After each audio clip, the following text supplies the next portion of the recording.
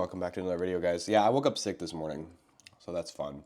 Isn't it funny how whenever you're in a flight school, once one or two people get sick, you know that you're done.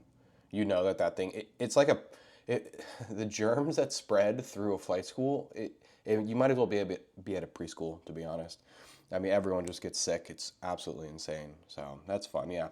Congested, headache, sore throat, all that stuff. I always get sick right before Christmas too, or right on Christmas. Last year I was so sick on Christmas I couldn't even get out of bed. It was insane. Anyways, I came across this video, Cessna 172, insane crosswind landing, heavy turbulence. And I knew that this was not going to be an insane crosswind landing and heavy turbulence, but I watched it and there were some other interesting things going on in this video. I think some teachable moments, some takeaways.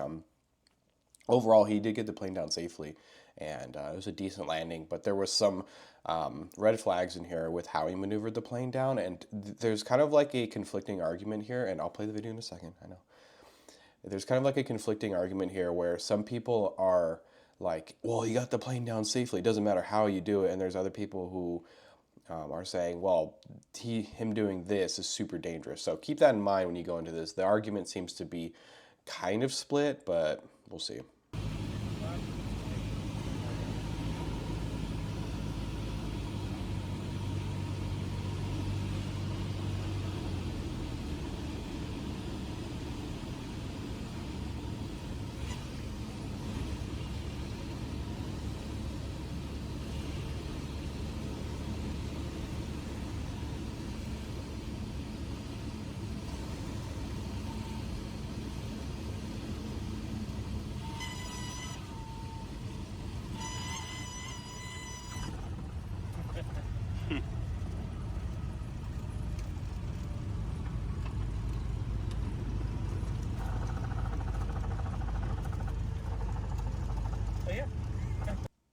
Yeah, so overall, it's like that wasn't.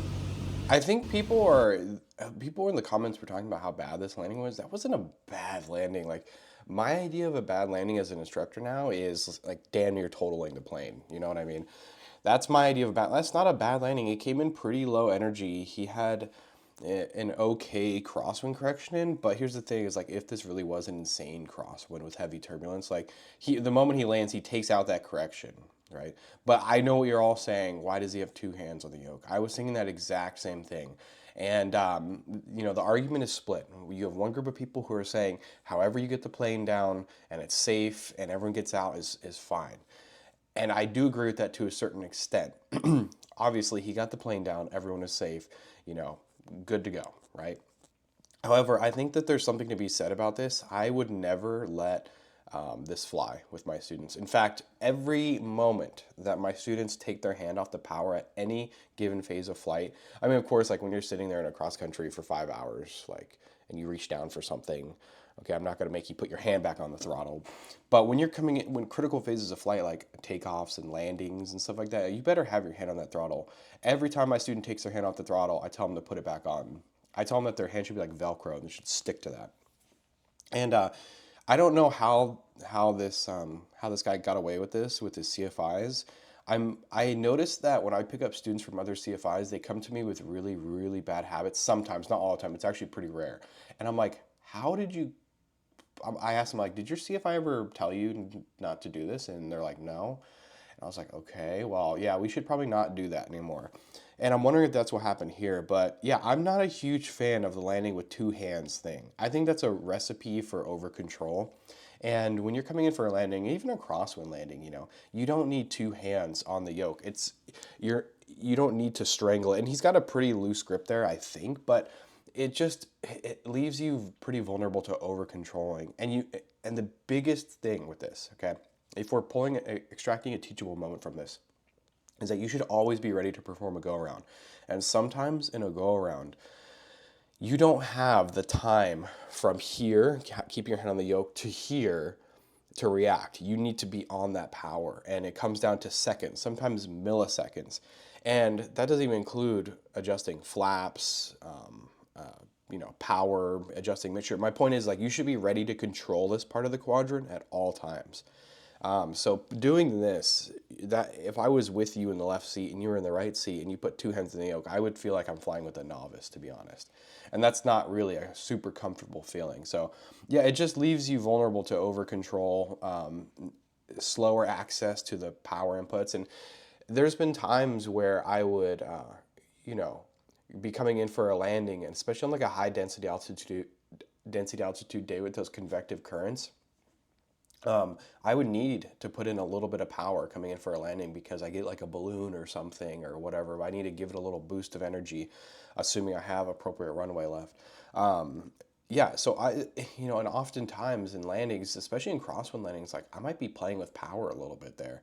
And to take your hands off of the power and kind of just put it on the yoke and just essentially surrender, just accept that you might not need power is really weird. That's really weird. And I feel like that if you're watching this and I doubt you're watching this, it doesn't look like you've posted in years, I hope that you've gotten this out of your system because I feel like this could lead to something not so good. Am I being dramatic? Am I stuck in like rigid CFI mode? I don't know. Like I said, the comment section is pretty split. A lot of people were commenting about his approach speed and how it was too fast. Yeah, I mean, I don't know. It did look like there was some wind up here. Nothing like super crazy, but I'm not necessarily. Let's look at this again before I speak on this. Yeah, so I mean, he was coming in fast and he floated like halfway down the runway. It looks like it's a pretty small runway. So I don't know. I would have probably changed things a little bit. Maybe not put it does he have full 30 in? No, it looks like he only has about 10, 20. I would have changed this. I think that his approach speed probably was a little bit too fast, which is why he floated way down the runway. But I don't know. Maybe it's a 5,000 foot runway. To me, it looks like 2,500 feet. But people were really caught up on the airspeed. People really caught up on what else? His flaps. People were really caught up on the crosswind correction.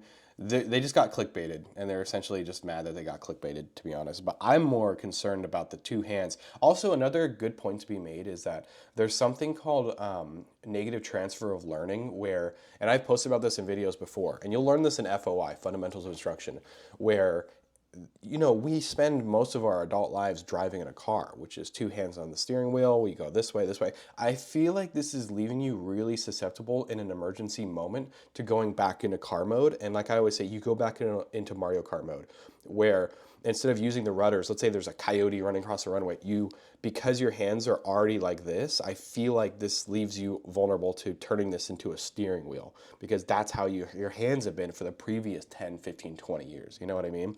Whereas if you have one hand here, it makes you less susceptible to that. I don't know. I feel like that's how my brain would be. But either way, this is not good. This is not a habit that you want to maintain. And these are one of the things that CFIs need to nip in the butt. And because these habits will carry them farther and farther. And I don't know. I was just like really more shocked about this thing. Anyways, yeah. But other than that, honestly, like people were crapping on him for this landing. I think this was a decent landing, despite that two-hand thing that you're doing here. It was a decent landing. You got it down pretty safely. You took up half the runway. You came in a little fast, but you got it down safely. You know what I mean? Like I said, my threshold for bad landings is way different now. If you guys like this channel, if you guys can leave a like and subscribe, I'd really appreciate it. I really hope you guys have a good holiday.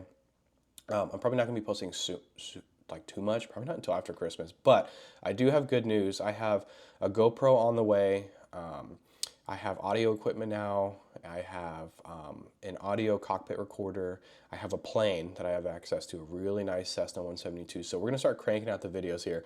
I also have 4 or 5 private students that I'm going to be flying with after the new year, and I'll be able to record all those and post the full videos on YouTube. So I'm super excited for that. All right, I'll see you guys.